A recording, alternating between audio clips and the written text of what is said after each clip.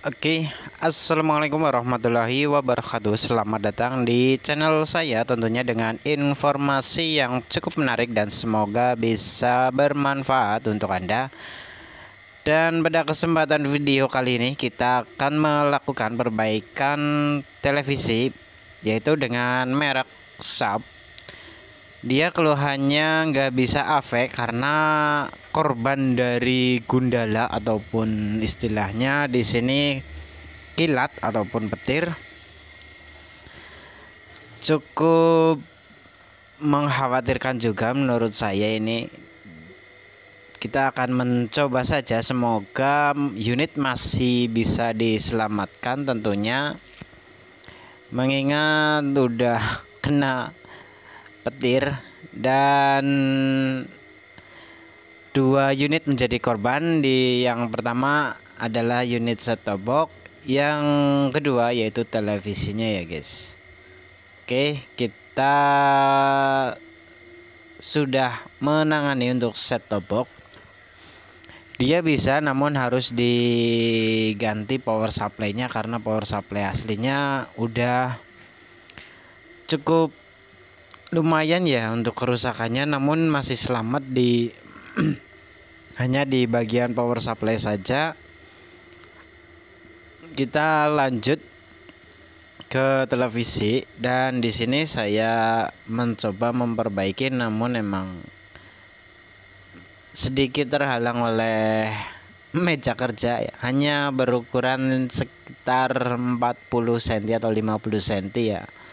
Mejanya sangat kecil, dan sedangkan kalau model-model Sharp itu biasanya harus panjang minimal sekitar 60 atau 70 cm itu baru nyaman untuk melakukan perbaikan. Jadi di sini saya menyiapkan papan tambahan untuk menaruh mesin. Yang pertama, yang kedua emang tujuannya enggak menyambar atau aliran listrik menyentuh bodi kulkas ya, karena mengingat itu mejanya pakai bodi kulkas. Biar aman saja, saya gunakan papan dan saya coba cari-cari pengganjal yang pas agar papan tidak lari-lari atau pergi entah kemana ya. Kita akan mencoba agar lebih nyaman lagi untuk melakukan perbaikan. Di sini saya langkah awal yaitu membersihkan PCB dulu,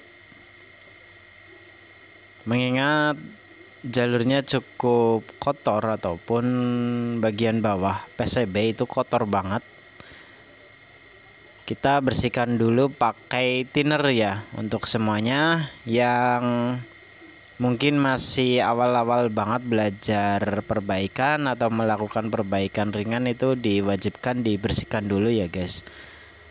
Ya mungkin kalau setelah dibersihkan, disolder terus harus dibersihkan ulang, itu nggak apa-apa menurut saya, agar hasil pekerjaannya rapi dan saat mengerjakan juga terlihat sebelah mana yang solderan retak dan tidak. Emang itu menggunakan thinner dulu ya, wajib menurut saya, karena kalau solderan retak itu kotoran yang terbawa oleh thinner dia pasti akan menyelip di sela-sela retakan tersebut, yang mempermudah kita untuk mengetahui solderan mana yang retak ya guys. Itu cara yang cukup efektif karena kita memanfaatkan kotoran yang terbawa oleh thinner dan masuk ke dalam celah retakan solderan ya.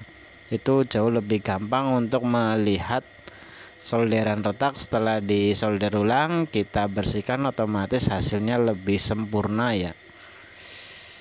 Dan di sini cukup lumayan banyak juga saya mengeluarkan thinner, tapi nggak apa-apa karena mengingat saya masih ada keuntungan dari jasanya, itu masih ada. Jadi kita gunakan thinner secukupnya saja, dan untuk ongkosnya mungkin ada plus 5.000 atau plus 10.000 untuk perbaikannya, karena kita mengeluarkan thinner dan kita akan melakukan pengecekan solderan total ya, otomatis menambah pengeluaran T0, sehingga kita naikkan saja 5.000 atau 10.000 dari biasanya kurasa sih nggak masalah. Yang penting hasil pekerjaannya lebih rapi. Dan di sini kita masih melakukan pembersihan.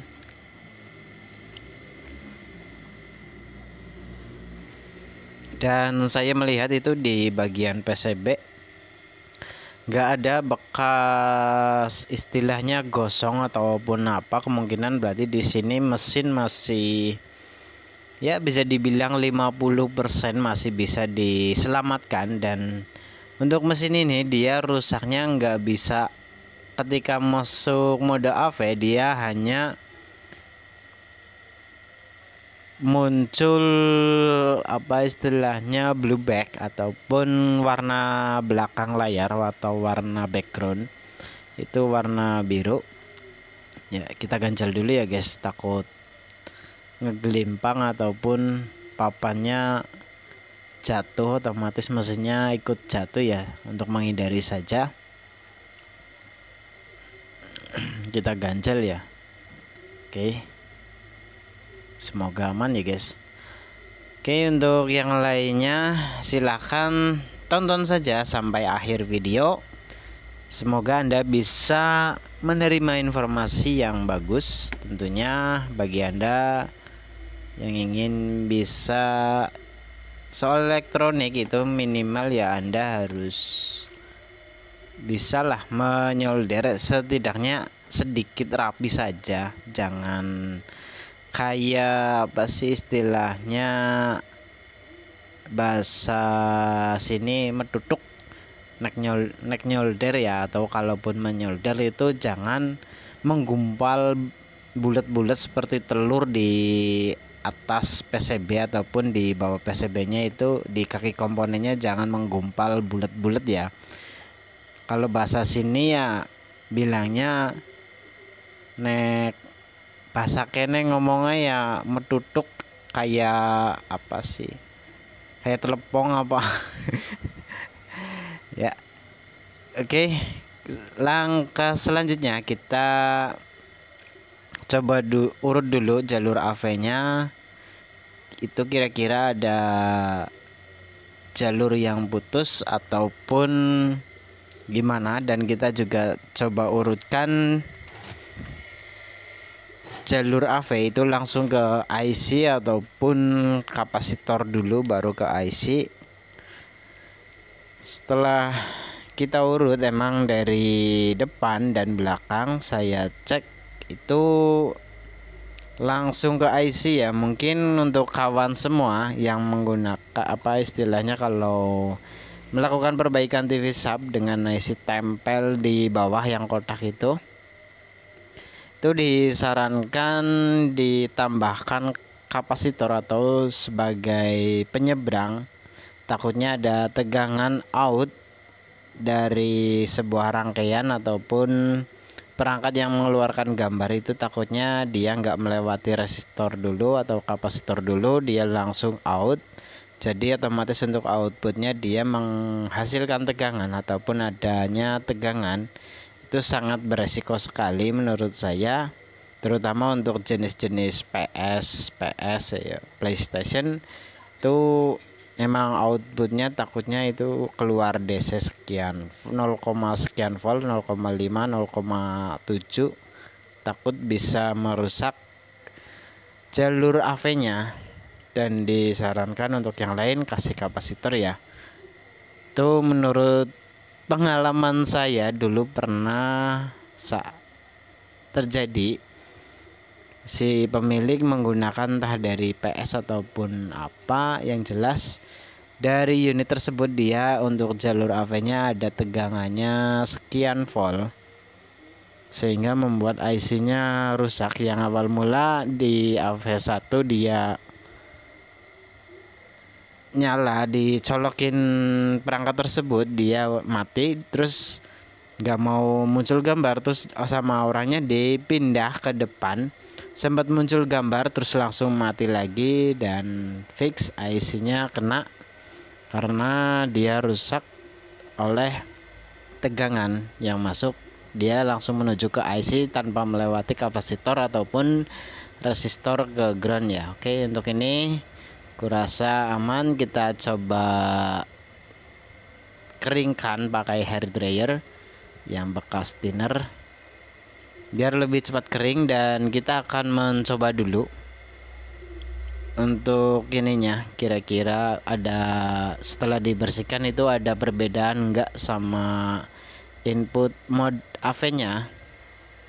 Oke, kita pastikan dulu untuk benar-benar kering, takutnya kalau ada basah terjadi loncatan tegangan yang di poin-poin tertentu. Itu biasanya kalau tegangannya dengan frekuensi sekian itu bisa bikin loncatan yang bisa merusak IC ataupun yang lainnya. Setelah dirasa kering, kita mau mencoba kasih input suntik tegangan, namun kita coba dulu probe merah dikasihkan ke ground. Takutnya ada beberapa tegangan yang enggak keluar yang mensuplai IC besar ataupun IC utama, sehingga gambarnya nggak mau muncul. Kita coba cari kabel juga untuk AV nya. Kita cari ya guys, dan kita siapkan satu perangkat asal untuk tes saja. Kita colokkan kabel AV nya. Di sini adanya kabel cukup panjang ya, dipakai sajalah daripada nggak ada kabel. Oke, untuk perangkat kita gunakan yang simpel saja dari bekas, apa istilahnya bahasa ininya, PSP ataupun PSP mainan anak, bukan PSP yang mainan orang dewasa ya. Itu biasanya berbeda untuk resolusi, yang penting ada gambarnya saja kita manfaatkan. Karena kemarin nggak sengaja kita lihat kok ada fitur menuju ke televisi, kita manfaatkan apakah benar bisa, dan ya lumayan kalau ada perangkat kecil portable yang bisa keluarin gambar ke televisi, ya kita manfaatkan saja daripada kita harus tarik ulur set top box dan antena. Lebih baik kita gunakan perangkat lain dulu yang kecil-kecil, simple ya tentunya. Oke, setelah dicoba dihidupkan, saya melihat bagian depan atau di bagian layar itu dia sedikit merespon. Untuk di bagian depannya sedikit merespon, dan di sini kemungkinan masih bisa diperbaiki tentunya. Kita akan mencoba melakukan solder ulang dulu, dan nanti mungkin yang cukup sangat beresiko itu solder ulang pada IC ya. Itu kurasa harus benar-benar kita sedikit teliti. Yang pertama, yang kedua kita harus istilahnya soldernya harus cukup panas. Panasnya istilahnya cukup, nggak terlalu panas. Yang kedua, yang ketiga kita harus menyiapkan istilah grease atau load fat ya, untuk mempermudah melakukan perbaikan atau melakukan solder IC yang kakinya sangat detil ataupun sangat rapat kecil ya. Dan kita sedang menyiapkan ya. Untuk yang lain jangan lupa sambil duduk santai dan menonton ya. Tak lupa yang belum subscribe, silahkan subscribe channel saya dan Anda tonton semua video saya. Siapa tahu ada 1-2 yang bermanfaat untuk Anda. Ya, walaupun gambar nggak sepenuhnya terlihat detail dari atas sampai bawah, sampai ke detilan yang terkecil sekalipun. Oke, untuk ini kita siap ya, menyiapkan.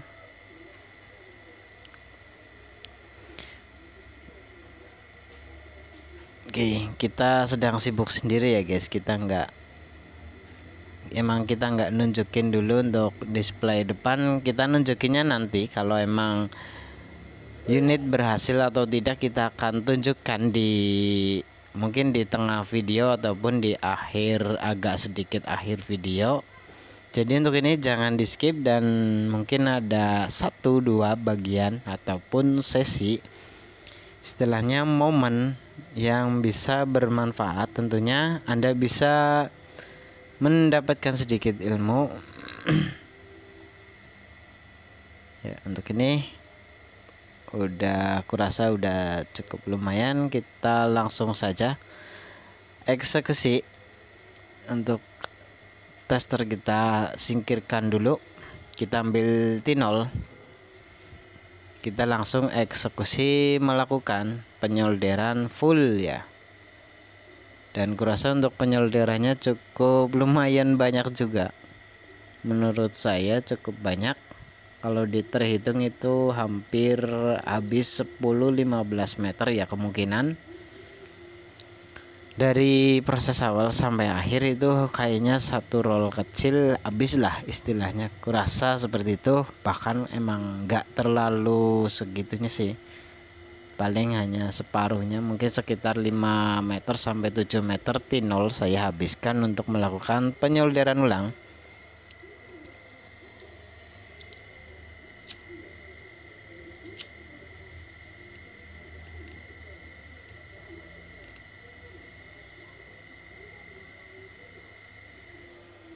Dan untuk kawan yang lainnya yang sesama satu profesi, yaitu sebagai teknisi elektronik, salam dari saya dari Kota Wangon, Kabupaten Banyumas, Jawa Tengah, Indonesia.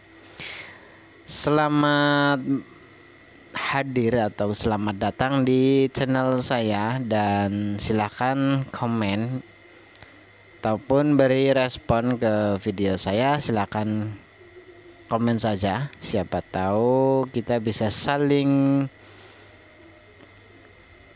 menjalin tali silaturahmi entah dimanapun kita berada. Yang penting emang bagaimanapun kita satu profesi itu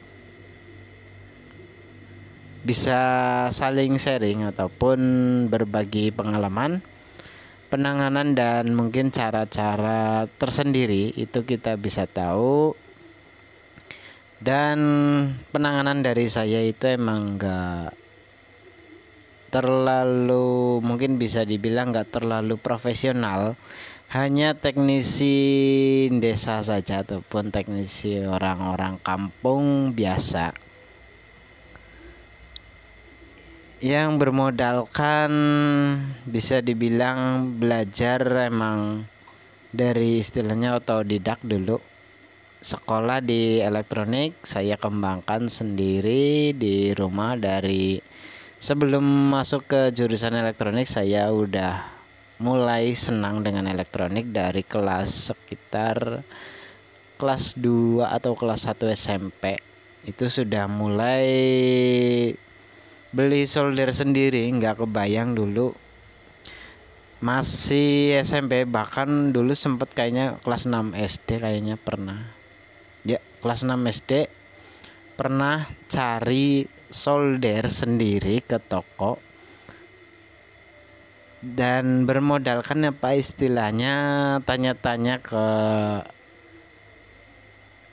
teman di komplek saya sendiri. Itu saya tanya-tanya, ini namanya apa, ini namanya solder lah, terus ini namanya apa, ini namanya T0, dan ini namanya apa, namanya atraktor ataupun sedotan timah, ini namanya apa lagi, dikasih info itu namanya tester, multimeter atau tester. Akhirnya saya putuskan menggunakan sepeda. Cukup lumayan jauh sih istilahnya, kalau bersepeda ya sekitar 30 menit dari rumah saya. Dulu kalau nggak salah kelas 6 SD, saya beranikan menyisakan uang jajan ya guys, Uang jajan yang dulu emang 1000 2000 kita coba kumpulin. Yang pertama kita beli solder dulu. Beli solder dan tinolnya dulu masih murah. Beli yang 5 meter kalau nggak salah, dulu pernah beli solder dan tinol. Saya coba beli 2 unit tersebut. Kita utak-atik elektronik sampai merusak, bukan memperbaiki, kita dulu emang merusak ya. Cukup sampai dimarahin ortu juga dulu ya. Sampai ortu aku benar-benar sedikit marah. Namun emang mungkin memaklumi karena emang saya hobi elektronik dan ortu saya mungkin dulu sedikit mensupport. Namun dulu elektronik harganya gila, bener mahal banget ya guys. Untuk VCD saja dulu beli kalau nggak salah sekitar 300.000 600.000 untuk DVD, VCD ya jadul. Dan untuk televisi dulu beli second kalau nggak salah saya dengar 600.000 untuk TV tabung second, itu pun dengan merek Digitech dengan ciri gambar redup, dulu ortu saya beli. Oke, lanjut ya, kita langsung proses penyolderan IC tempel. Yang pertama emang tadi kita kasihkan load fat ataupun cairan pembersih solder. Kita solder ulang, langsung solder ulang. Kalaupun nempel kaki satu dengan lainnya, kita posisinya harus miring ya guys, dari miring atas ke bawah, ataupun yang penting ada aliran seperti air dari atas ke bawah. Kita kasih tinol sambil berjalan. Apabila masih lengket, kita tambahkan tinol agar fluk yang ada pada tinol itu bisa mengalir untuk membersihkan, intinya agar tidak lengket. Setelah selesai melakukan penyolderan ulang pada IC, itu kita bersihkan lagi pakai thinner karena mengingat load fat ataupun ini sedikit mengandung penghantar ataupun resistansi ya, walaupun hanya 0,00 sekian ohm, mungkin 0,00000 sekian ohm, namun hal ini cukup beresiko ya. Takutnya IC nggak mau bekerja karena emang setiap kaki IC itu ada yang cukup sensitif. Setelah dibersihkan pakai thinner, kita keringkan dulu pakai hair dryer. Dan di sini mungkin masih sedikit membekas untuk fluknya karena emang fluk kalau kena panas dia akan meleleh terus dan nggak kering. Kalau sudah benar-benar ini nggak bisa kering sempurna ya, tapi nggak masalah. Kita kasih thinner itu sedikit terbantu ataupun sedikit terbuang ya, nggak sedikit, cukup banyak sih. Namun hal demikian sudah aman dan kita coba keringkan dulu. Kita panaskan dari atas ke bawah agar fluknya bisa turun semua, sekitar 80-90% fluk turun ke bawah dan terjatuh, nggak menempel terus di PCB ya. Oke, untuk ini kita akan menunjukkan nanti untuk hasilnya seperti apa. Dan ada beberapa titik penyolderan cukup banyak juga sebenarnya, saya sengaja di skip atau dipotong-potong mengingat proses pengerjaannya lebih dari 1 jam apa ya, kalau nggak salah 1 jam ya, kurang lebih 1 jam lebih. Itu saya pangkas saja menjadi 30 menit dan kita akan mengecek apakah sudah benar sempurna atau belum. Dan kita lihat sudah cukup oke. Kita langsung melakukan penyolderan lagi. Takutnya ada yang masih terlewat. Ini hampir satu mesin sebenarnya sudah saya solder ya, hampir ya sekitar 50-70% itu untuk PCB-nya saya solder ulang. Hanya saja saya sedikit skip agar lebih mempercepatnya. Oke, untuk ini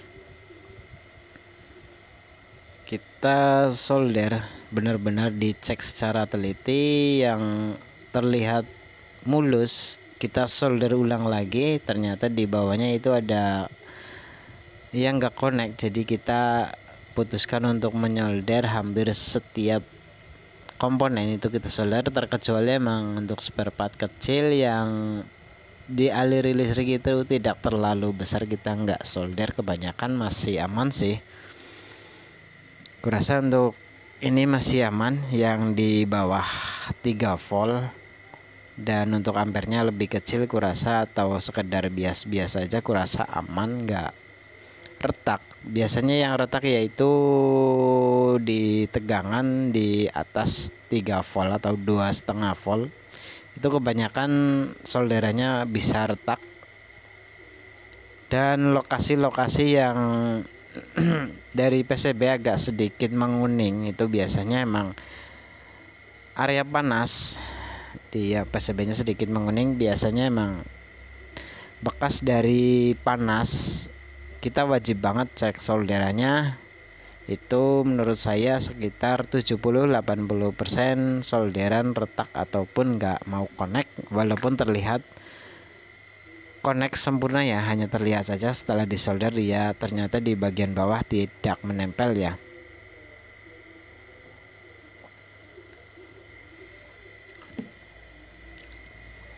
Oke, untuk ini kurasa udah hampir selesai.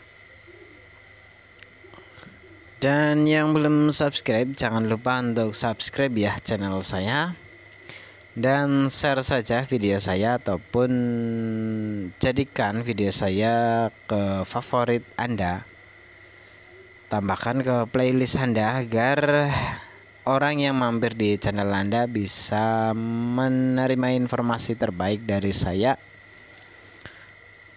tentunya dengan tujuan agar channel Anda juga bisa lebih up lagi. Untuk Anda yang masih pemula ataupun masih baru bergabung di channel YouTube, silakan ditambahkan saja ke playlist Anda. Siapa tahu itu bisa menjadi daya tarik untuk semua orang agar bisa subscribe ke channel Anda, karena channel Anda juga mempromosikan video-video yang cukup rekomendasi otomatis oleh orang lain, itu diikuti, karena orang lain kebanyakan emang nggak tahu channel kita sudah subscribe ke channel mana saja, itu kebanyakan nggak tahu, taunya subscribernya sekian dan channel isinya sekian ya. Walaupun kalau berdiri sendiri itu memang agak sedikit, menurut saya agak berat. Saya pribadi yang pernah ngejalanin emang berat banget untuk menggapai 1000 subscriber, itu benar-benar ekstrim ya, benar-benar makan waktu, makan hati, makan segalanya. Dan lanjut lagi ke video, kita masih melakukan penyolderan. Dan di sini saya emang mendokumentasi yang pertama, yang kedua emang berbagi ya semampunya saya. Tentunya di sini saya tidak ada tujuan sedikit pun istilahnya menjelekkan bengkel lain. Namun saran saya, apabila Anda sudah melihat video-video saya, Anda nggak bisa melakukannya sendiri, silakan panggil teknisi. Dan ya intinya Anda seperti orang nggak tahu saja, jangan banyak bertanya kepada teknisi, takutnya menyinggung dan yang lainnya.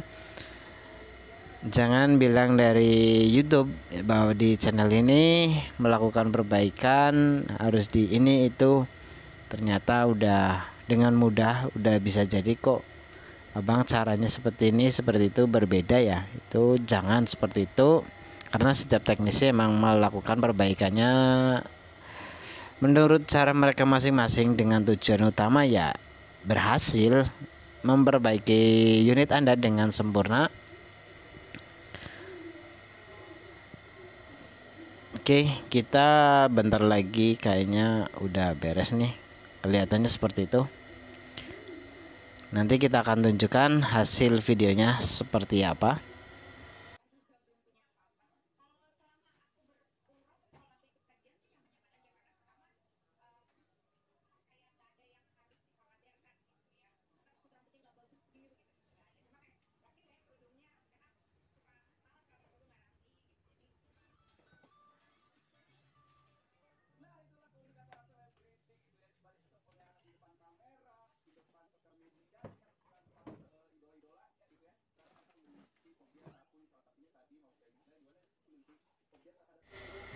Oke, dan ini untuk solderannya aku rasa udah cukup lah ya, nggak ada yang terlewat. Semoga saja sudah aman dan oke. Kita pasang kembali posisi PCB nya, karena kita akan coba menekan tombol di bagian depan. Takutnya ada bagian yang perlu dicek pakai tombol ataupun nih ya, kita gunakan seadanya saja. Oke, kita colokkan sinyal video dan audio, kita pasangkan saja walaupun audionya mungkin belum nggak terlalu kencang untuk jenis-jenis PSP seperti ini. Kita coba colokkan dan kita lihat di bagian depan ya, kita colok dan kita lihat dulu sudah oke atau belum. Kita coba naikkan screen sedikit karena gambarnya kurang cocok ya.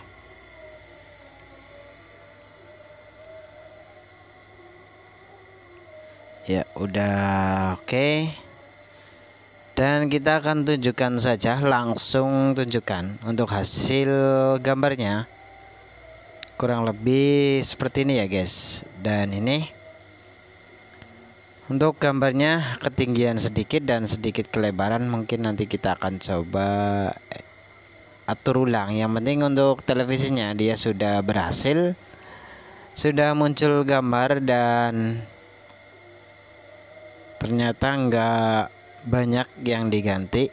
Mungkin ada 1-2 spare part yang diganti yang nggak kerekam ataupun kita nggak dokumentasikan, dan sekitar 70-80% mesin kita solder ulang.